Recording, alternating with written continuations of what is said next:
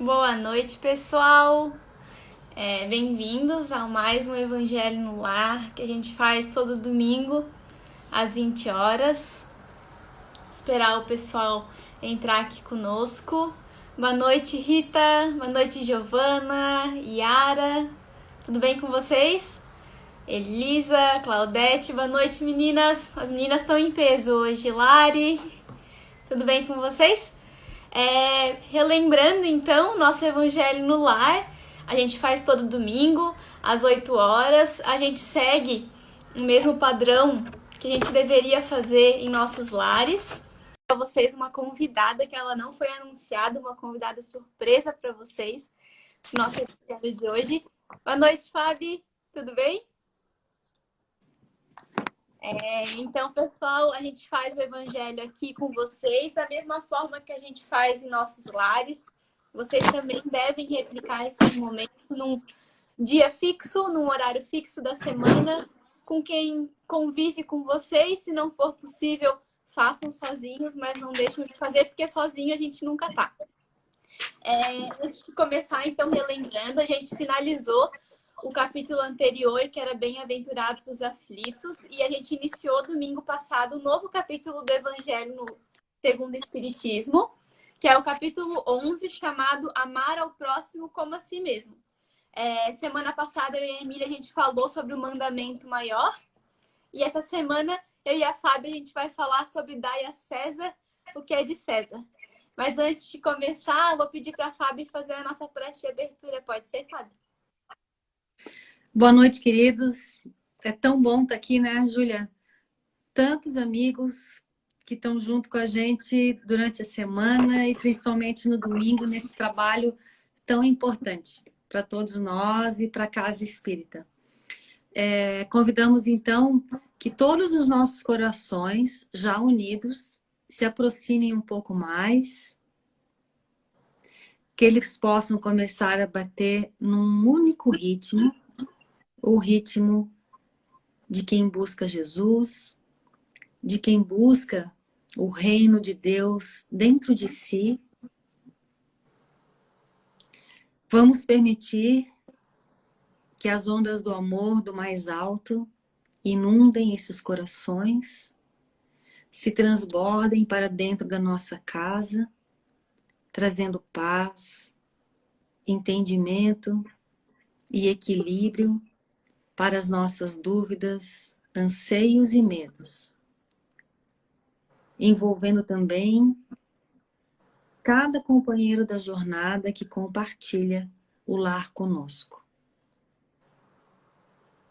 Nossos corações agora se asserenam e que os nossos olhos espirituais possam vislumbrar Jesus, doce amigo, caminhando à beira do lago de Genezaré, céu azul, o lago brilhante e o doce Rabi sorrindo, de braços abertos, a nos acolher. Que estes pensamentos unidos possam refletir a imagem e a presença de Jesus em todos os corações ligados aos nossos, encarnados ou desencarnados. Obrigado, equipe espiritual que nos assiste, e damos então por iniciado esse nosso encontro doce e maravilhoso sob os auspícios do meigo Nazareno. Assim seja. Que assim seja. Então, boa noite, pessoal que está entrando agora. Eu tô vendo aqui que o pessoal está acenando para a gente, que é uma ferramenta do Instagram. Então, um aceno virtual para todos vocês também. A gente vai fazer a leitura do capítulo 11, o item intitulado Dai a César o que é de César. Na verdade, são vários itens, tem o 5, o 6 e o 7, com essa temática. Eu vou fazer a leitura do item 5, que é a historinha que tem, né? Eu e a Fábio, a gente gosta de ler e contar as historinhas. Para não ficar muito prolongado, eu vou ler só essa parte, mas convido a vocês para fazer a leitura completa deste item no Evangelho. Então, começando a leitura. Os fariseus, tendo se retirado, entenderam-se entre si para enredá-lo, que é amarrar, com as suas próprias palavras. Mandaram então seus discípulos, em companhia dos herodianos, dizer-lhe: Mestre, sabemos que és veraz e que ensinas o caminho de Deus pela verdade, sem levares em conta a quem quer que seja, porque nos homens não consideras as pessoas. Dize-nos, pois, qual a tua opinião sobre isto? É-nos permitido pagar ou deixar de pagar a César o tributo? Jesus, porém, que lhes conhecia a malícia, respondeu: Hipócritas, por que me tentais? Apresentai-me uma das moedas que se dão em pagamento do tributo. E tendo-lhe eles apresentado um denário, perguntou Jesus: De quem são esta imagem e esta inscrição? De César, responderam eles. Então observou-lhe Jesus: Dais, pois, a César o que é de César e a Deus o que é de Deus. Ouvindo-o falar dessa maneira, admiraram-se eles da sua resposta e, deixando-o, se retiraram. Então, essa é a pequena historinha que tem no início deste item. Fabi, o que tu achou da historinha? Então, na verdade, eu quero fazer uma pergunta, Júlia, se tu me permite fazer a pergunta. Ai, ai, ai. O que tu acha que objetivo, que intenção tinha esses judeus, né, fazer essa pergunta para Jesus? Eu acho que se a gente acompanha e lê todas essas histórias que tem envolvendo Jesus, o pessoal está o tempo inteiro tentando ele para ver se ele responde certo. Parece que a gente até hoje não acredita que ele realmente era reto, né? Era verdadeiro e tinha um caminho só. Ele faz essa tentação com as perguntas. Mas eu acredito que assim, ó, se Jesus respondesse, não precisa pagar mesmo, né? Não paga os impostos, ele ia arrumar briga com os romanos, que era quem estava impondo o pagamento desses impostos. E se ele respondesse, tem que pagar sim, é obrigatório, tem que pagar, tem que seguir, ele ia estar comprando briga com os judeus, que não queriam fazer o pagamento desses impostos porque não achavam justos. Então, independente da resposta que ele desse, ou sim ou não, ele ia arrumar briga com alguém e ia estar indo contra alguns dos princípios pregados ali pela comunidade. Mas daí Jesus, ele sempre acha uma forma de dar uma resposta que é única, que a verdade é única e que não desagrada todo mundo, né? É uma resposta única. Então, por isso que Jesus respondeu isso: dai a César o que é de César, então paga os tributos, segue o que tem que ser seguido, as leis da época, mas ao mesmo tempo dá a Deus o que é de Deus. Acredito que foi isso que eles tentaram fazer, tentar Jesus, para ver se ele ia pro lado dos romanos ou pro lado dos judeus nessa história. E no fim ele não foi nem para um nem para outro. Sabe, Júlia, que como tudo que Jesus falou é sempre atual e oportuno para todos nós, né?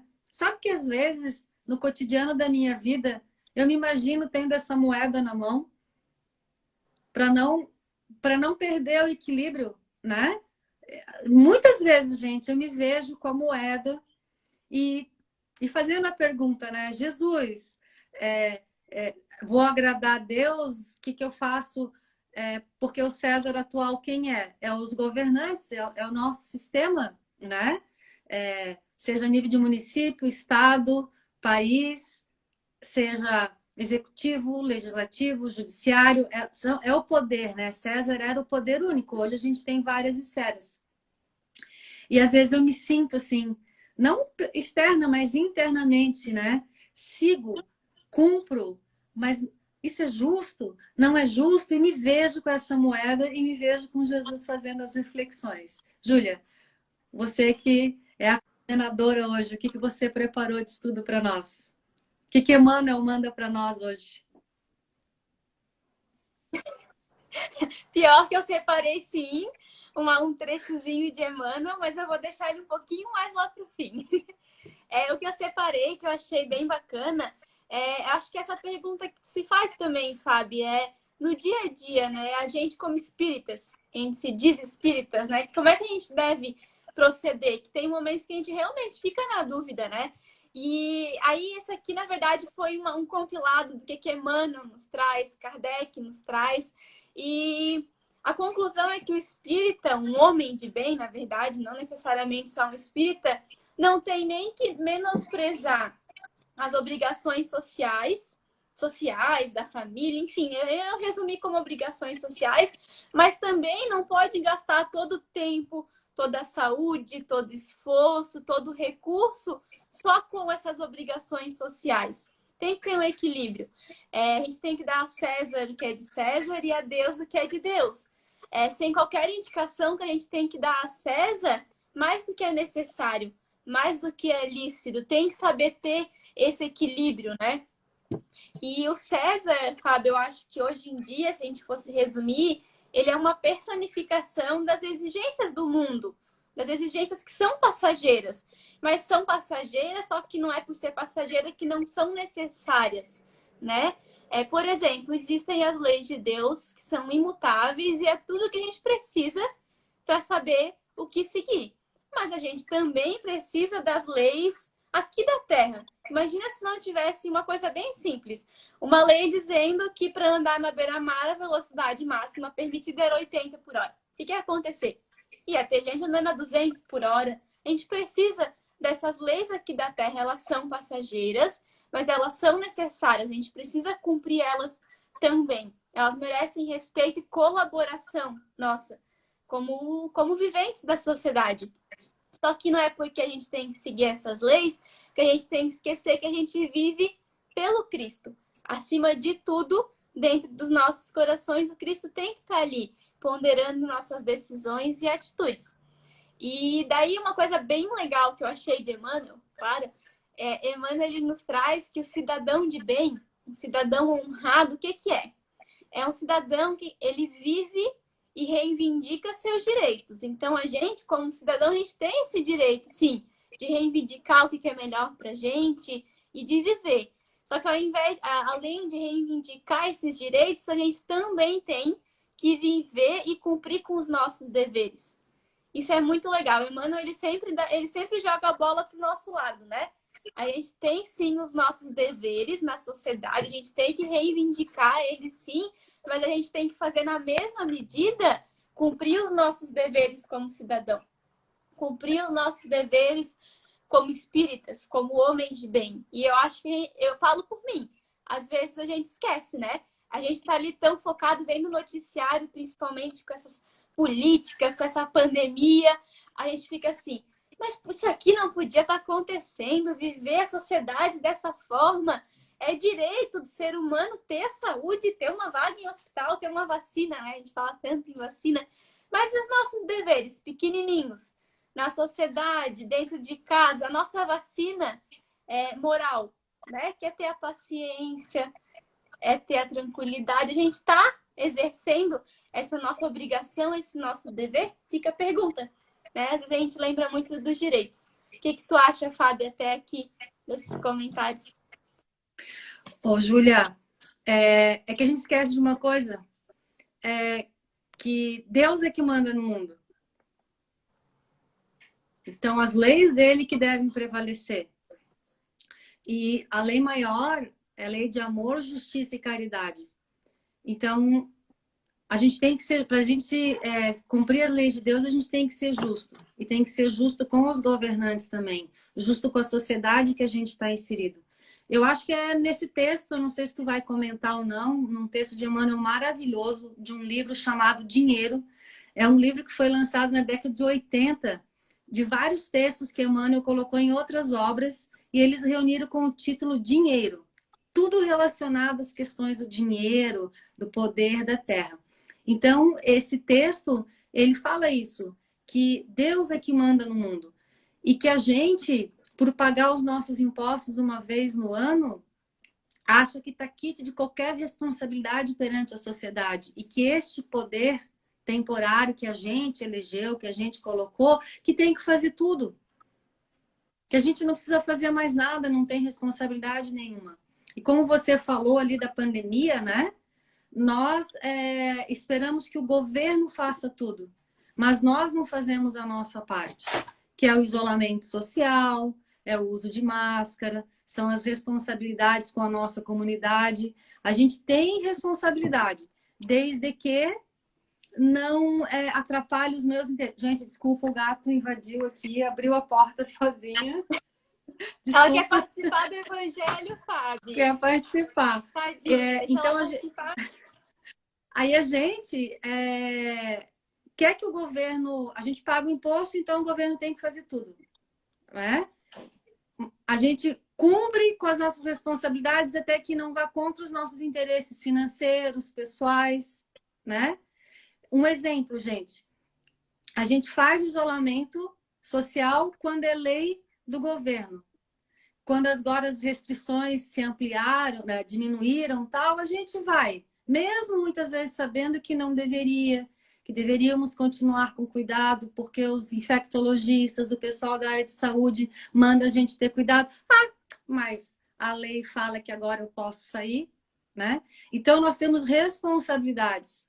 Mas por nós pagarmos impostos, nós colocamos no governo. E muitas vezes esse poder temporário, César, a gente critica, bota a culpa, bota ele no pelourinho, né? Bota ele na cruz, mas nós temos responsabilidades. Porque eu acho que você vai comentar isso também, não vai, Júlia? Um pouquinho. Por favor, então, passo para ti. Antes de continuar os meus comentários e anotações, a Larissa comentou que viver em Cristo é mais trabalhoso. É mesmo, é mais trabalhoso, é mais difícil muitas vezes, mas é muito mais consolador e muito mais leve.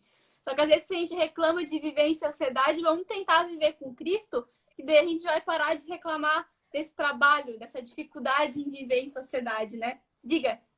Ô Ju, um comentário da Emília também, do Haroldo Dutras, coloca que os da época de Cristo usufruíam dos benefícios das cidades romanas. Os judeus, eu acredito, mas não concordavam com o pagamento dos impostos. Então, queriam o bônus e não o ônus. Ótimo, Emília. A gente é exatamente igual ainda. A gente quer o bônus daquilo que o representa no momento o poder, mas não o ônus das nossas responsabilidades. Aí também vem um outro comentário que a Larissa fez aqui, agora por último. Tudo é permitido, mas nem tudo me convém. Já diz Emmanuel, né? Eu tento particularmente me basear sempre que possível, sempre que eu lembro, sempre que a minha mente está em harmonia por essa frase. Às vezes é permitido fazer determinada coisa, mas não convém para a gente como espíritas, com conhecimento que a gente tanto preza, tanto lê, tanto estuda, a gente tem também tentar aplicar. Mas continuando, então, tu falou um pouquinho disso, Fábio, às vezes os outros não cumprem com as obrigações sociais. Os outros, ou pode ser pessoas, ou o próprio governo em si, né? O governo ele é só uma representação da gente, como sociedade, né? E a gente não pode esquecer disso, porque é bem importante. Emmanuel que falou isso, não foi? Não é da Júlia. Está nesse Isso, texto de Emmanuel. A Júlia né? concorda, mas Emmanuel nos traz que essas representações, seja no governo, em qualquer local de poder e de representação, é só uma representação de todos nós como sociedade. Se a gente quer que a ponta mude, que quem nos represente mude, a gente tem que mudar primeiro. E é o que Emmanuel fala na frase que eu guardei para o final, Fábio. É para fechar com chave de ouro, com aquele puxão de orelha que Emmanuel nos traz. Mas que às vezes os outros, às vezes não, o tempo inteiro, os outros não cumprem com as obrigações. Agora, de novo, né, em pandemia, a gente vê isso o tempo inteiro. E isso nos causa revolta. Só que eu e a Emília, a gente já falou sobre o tema revolta nos outros capítulos, a gente já entendeu que revolta, ela não resolve nada, né? E muitas vezes a gente se revolta tanto porque a gente se sente prejudicado pelos outros não estarem cumprindo com as obrigações. Mas a gente não pode deixar de cumprir o nosso dever. Porque o nosso parâmetro de ação como espíritas, como seguidores de Jesus, não é mais o outro. Não é porque o outro não está agindo, não é porque o outro muitas vezes está invadindo o meu campo de liberdade e de ação que eu vou deixar de fazer o que é correto. O nosso campo de ação, nosso espelho, não é mais o outro. Não deveria mais ser o outro. Deveria ser Jesus. Então, independente do outro estar ou não cumprindo com o seu dever e com as suas obrigações, a gente tem que cumprir como espíritas. Mas isso é difícil, né, Fábio? Às vezes a gente está ali tentando, tenta, e daí chega uma pessoa que não faz nada. Daí a gente olha, poxa, tô aqui, tá difícil, e aí os outros não colaboram ainda, né? Eu, ultimamente, penso isso um monte. Aí dá um tempinho, eu volto para dentro de mim e penso, não, mas vamos seguir fazendo, porque a gente não tá sozinho, né? A gente sabe que tem outras pessoas que estão fazendo correto, às vezes também, Fabi, uma coisa que eu penso muito. A gente faz muito correto em uma determinada área da vida, em um determinado assunto, mas a gente não para refletir, às vezes a gente nem percebe que em outra área a gente está lá para trás, já tem gente fazendo muito melhor, já está fazendo correto e a gente não está. Então não é porque a gente acerta num lado que a gente está acertando em tudo também, né? E a Larissa comentou aqui que Jesus é o caminho, busque a verdade e ela te libertará. Isso é verdade. Então, só para finalizar, para não falar também muito mais tempo, porque eu sei que a Fábio trouxe uma história, mais uma historinha para contar para a gente também. A gente, como espíritas, mais uma vez, mas não se limitando só aos espíritas, a gente não pode usar a obrigações sociais, que uma coisa ela não elimina a outra. Às vezes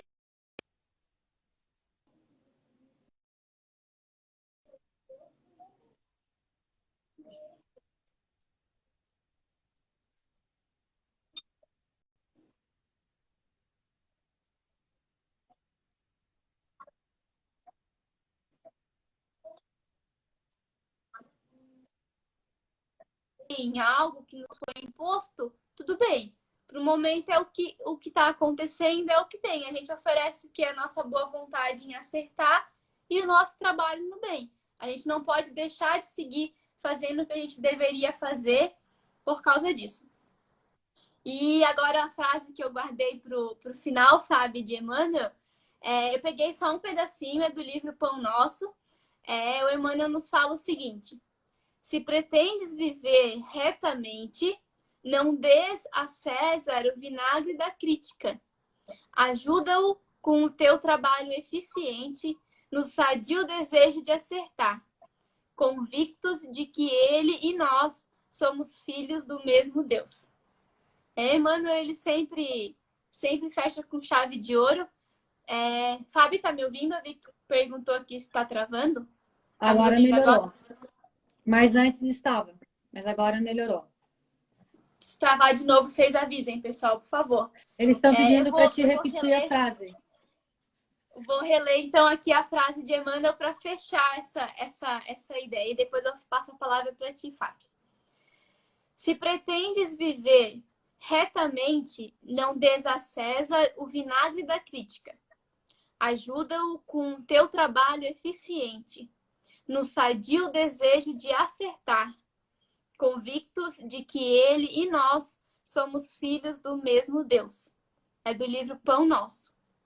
Então, aqui, Emmanuel, eles nos traz que a crítica ela não resolve, que a gente tem que oferecer em contrapartida do nosso trabalho, com o sadio desejo de acertar. A gente, como indivíduos, a gente tem que querer acertar, independente do exterior, independente dos outros estarem ou não acertando. Fábio, vou te passar a palavra agora, eu já falei muito, tá contigo. Eu falei que eu ia contar só uma história, mas agora, no finalzinho, eu achei um texto, a Júlia, na verdade, né? Do livro Ceareiros de Volta, Espíritos Diversos. Recomendamos a vocês, é um livro, acho que da década de 60, extraordinário. E uma frase de Pedro Richard, que foi um dos pioneiros da Federação Espírita Brasileira. Quem quiser pesquisar a história da vida dele, ele foi uma pessoa sensacional. E ele coloca assim que nós espíritas temos sempre que estar lembrando que somos espíritos transitoriamente no corpo físico com objetivos muito determinados. Então ele coloca assim, o estágio terrestre, pelos valores transitórios sobre os quais se levanta, ainda permite que nós, criaturas, vivemos duas variadas vidas. O que acontece com muita gente? Vidas dúplices, ou seja, vida dupla, né? Daí ele dá o exemplo assim, ó. Na profissão, a gente tem um comportamento. Dentro de casa, outro. No círculo social, um comportamento. No religioso, a gente tem outro. Um em certa época da vida, em outra época a gente já tem outro. Trocando-se até mesmo o nome. Uma em determinada cidade, outra em outra cidade, e ele coloca que muitas pessoas têm até duas famílias, né? Tem pessoas que vivem, né, concomitante com duas esposas, dois esposos, duas famílias, às vezes sem ninguém saber. Aí ele fala que a gente faz isso aqui na Terra. Então, a gente, falando de César, que é o tema dele, né? A gente tem um comportamento dentro do templo religioso e perante a sociedade o outro completamente diferente. Para o espírito desencarnado, porque todos nós iremos desencarnar, vamos voltar para a imortalidade, é impossível viver simultaneamente de dois modos. Evoluir por duas rotas ou trilhar dois destinos. Jamais conseguirá ser, ao mesmo tempo, conscientemente benfeitor e obsessor, apóstolo e falso profeta. Escolha entre o bem e o mal, impõe-se a consciência livre. E, por fim, as máscaras valem apenas a sombra da vida aqui na Terra. Liberta, a alma se revela tal como ela é. Entreguemos a César o que é de César e a Deus o que é de Deus, permanecendo convictos que ninguém consegue servir a dois senhores. Nem mesmo no setor dos negócios materiais escapará a criatura à orientação básica dos seus atos. Então, nós temos que ser bons, justos, corretos em todos os nossos relacionamentos, inclusive na esfera social, cumprindo com os nossos deveres, que o poder temporário, né, que a vida social que é necessário nos solicita. Sem crítica, sem julgamento, fazendo o que deve ser feito corretamente. Nós também somos responsáveis pelo que está acontecendo em nossa sociedade, de ruim, mas de bom também. Vamos ficar no bom. Daí a historinha é de um livro Bem-aventurados dos Simples, pelo Espírito Valério. Quem tiver criança, jovem no culto do Evangelho no Lar, é um excelente livrinho, né? O que acontece? Ele conta a história de um cara que era excelente violinista. Ele estudava muito, muito, muito, ele vivia disso, né? Ele se tornou um violinista primeiro, solo, lá da orquestra.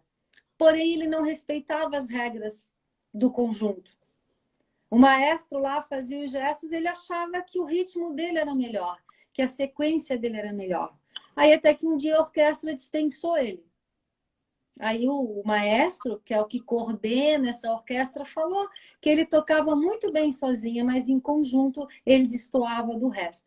Então, viver em sociedade... Nós somos bons, cada um de nós é bom numa área, tem ideias, mas nós vivemos em conjunto. Uns mais, como a Ju falou, mais para frente, mais para trás, sabendo mais uma coisa, mais em outra, né? Então, nós temos que ser bons, mas aprender a viver em conjunto e pensar no conjunto. E não só em satisfazer os nossos interesses. Porque a Maíse Braga, do Rio de Janeiro, quem quiser procura ela no YouTube, ela é ótima, tem palestras, tem entrevistas, tipos de programa. Recentemente ela falou isso, nesse sentido, que nós rezamos para que Deus acabe com a pandemia, mas o nosso problema não é a pandemia, o nosso problema é o nosso egoísmo. E ela fala, nós espíritas temos que aprender a rezar, não para a pandemia acabe, mas que o egoísmo em nós possa ser reconhecido e trabalhado. Daí, como consequência, a comunidade, o ambiente onde a gente vai e tal, vai melhorar. Muito obrigada, Júlia, pelo convite. Obrigada, Emília, pelo convite. Um beijo a todos vocês, uma abençoada semana. Que Jesus sempre seja luz em nossas vidas e que nós possamos ser reflexo de Jesus na vida alheia, dentro de casa, na sociedade onde a gente está. E vamos orar pelos nossos governantes. O fardo, o peso sobre eles é muito grande.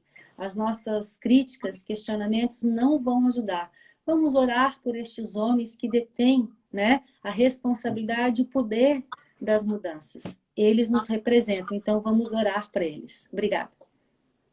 Obrigada, Fabi.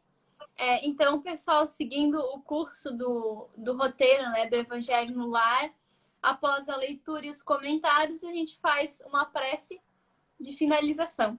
Fabi, vou fazer essa prece de encerramento, então. Mais uma vez, obrigada pela participação. Vamos permanecer com os nossos corações e pensamentos em sintonia com os espíritos amigos que estão em nossos lares neste momento, nos amparando, higienizando o ambiente dos nossos pensamentos para essa semana que está se iniciando. Que possamos doar um pouquinho de nós neste momento singelo e orar pelos governantes, por todos aqueles que estão à frente de decisões importantes, que nos representam como sociedade, que eles possam ter os corações elevados, que suas intenções possam ser as melhores, que suas tentativas de acerto possam estar junto com Jesus. E que nós possamos permanecer fazendo a nossa parte, com muita fé, bom ânimo, na certeza de que não estamos sozinhos, que Jesus está no comando deste barco e que tudo o que está acontecendo é para o nosso bem. Que assim seja. Boa noite, pessoal. Eu acho que a Fabi caiu. Tenham uma ótima semana. Domingo que vem a gente estará aqui de volta com vocês. Um beijo.